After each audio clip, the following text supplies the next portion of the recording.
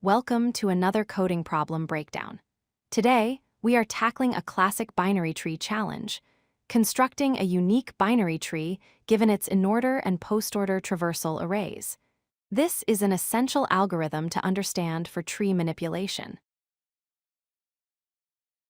Before we dive into the solution, let's quickly recap the properties of these traversals. In an Inorder traversal, we visit the left subtree, then the root, and finally the right subtree.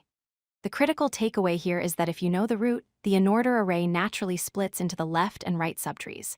In a Postorder traversal, we visit left, then right, and finally the root. This gives us our most important clue. The very last element in a Postorder array is always the root. Here is our problem. We are given two arrays, one representing the Inorder traversal and one representing the Postorder traversal of the same tree. Our goal is to reconstruct the exact structure of that original binary tree. Note that we assume the tree contains unique values to make this possible. The first key insight comes from the Postorder array. Since the order is left, right, root, we can immediately identify the root of our tree by looking at the last element. In this example, the number 3 is at the end, so 3 must be our root. Once we have identified the root as 3, we look for this value in the Inorder array. Finding 3 in the Inorder array allows us to split the problem.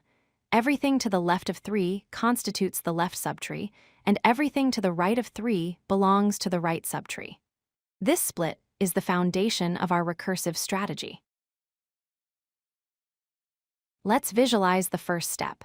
We pick 3 from the end of the Postorder list. This becomes our root node. We then locate 3 in the Inorder list. We have now established the root of our tree. Now, we need to determine which elements from the Postorder array belong to which child. By looking at the Inorder array, we see there is exactly one element to the left of the root. This tells us the size of the left subtree is 1. We can then use this size to slice our Postorder array. The first element corresponds to the left child, and the subsequent elements correspond to the right child. This logic applies recursively. For every node we create, we first define the root, then calculate the size of the left subtree.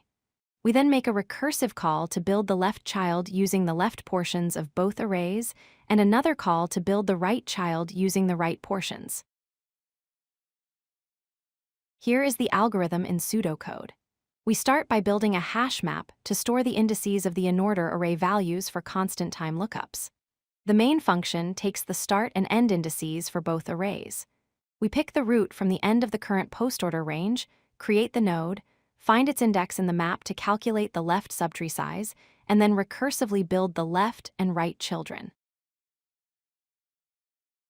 Let's analyze the performance. The time complexity is big O of n because we process each node exactly once.